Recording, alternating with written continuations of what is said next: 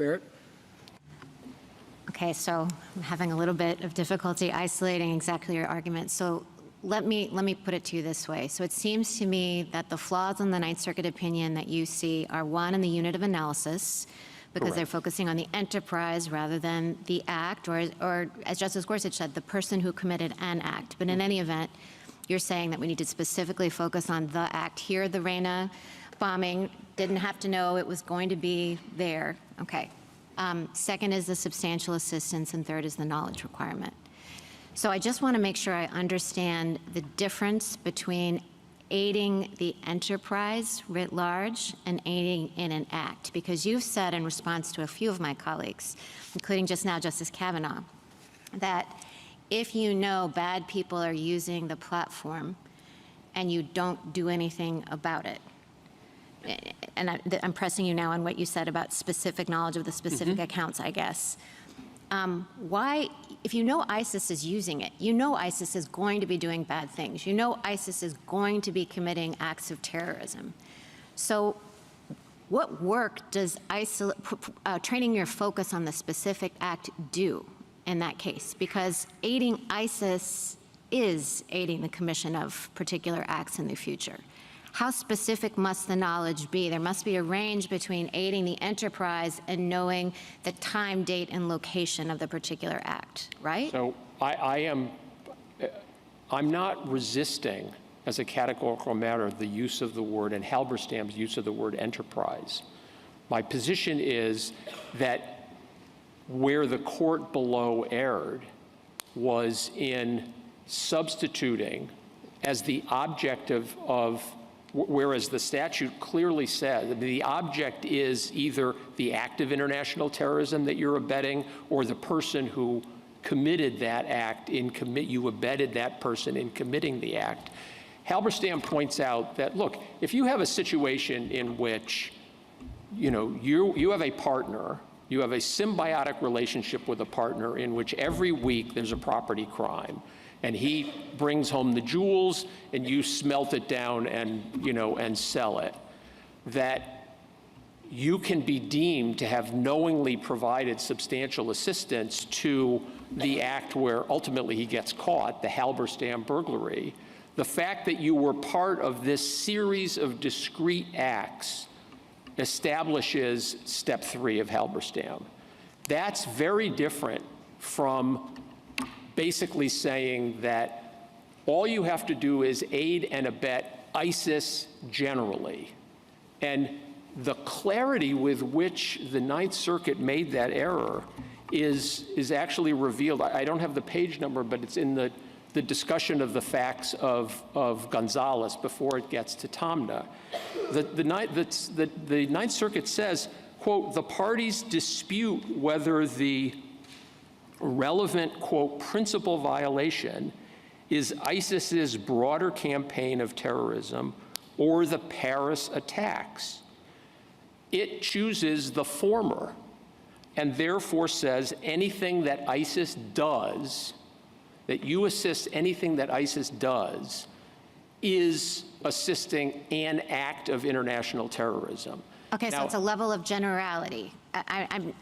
You were kind of going back and forth with Justice Kagan about the same issue. It's a level of generality. You might know, I guess I'm trying to figure out if the Ninth Circuit's error matters, because you might know that you're aiding ISIS, and as I said, aiding ISIS is going to result in aiding some terrorist attacks. But you're saying that the plaintiff would have to allege facts sufficient to show that Twitter was being used to plan this attack.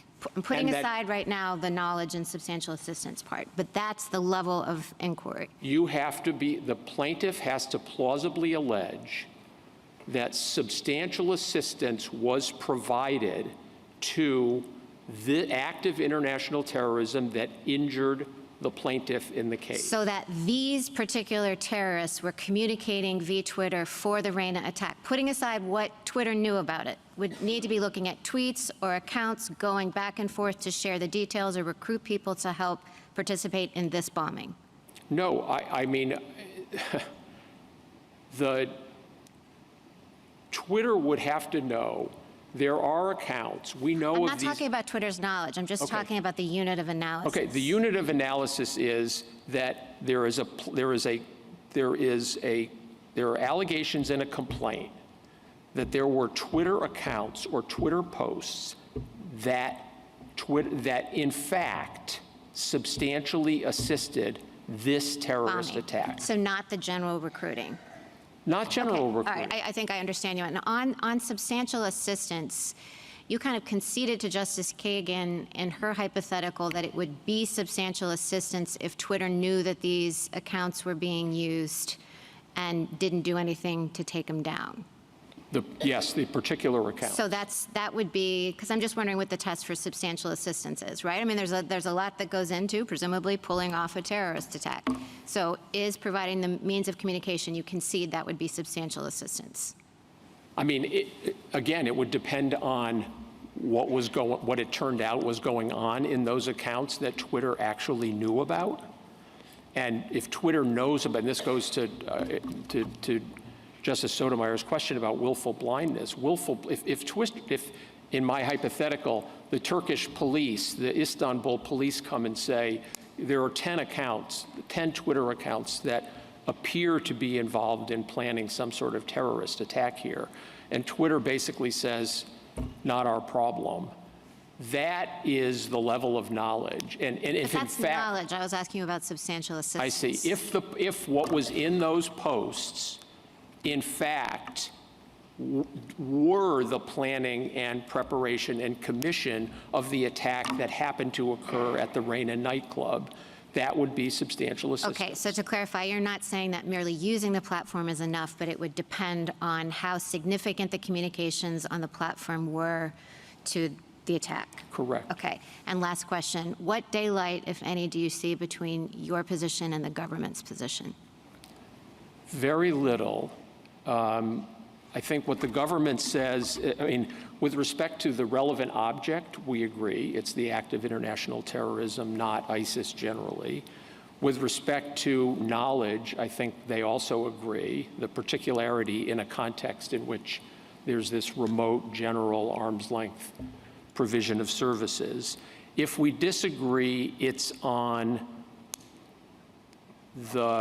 how one calculates, I guess, or characterizes substantiality. The government says that there has to be a substantial causal link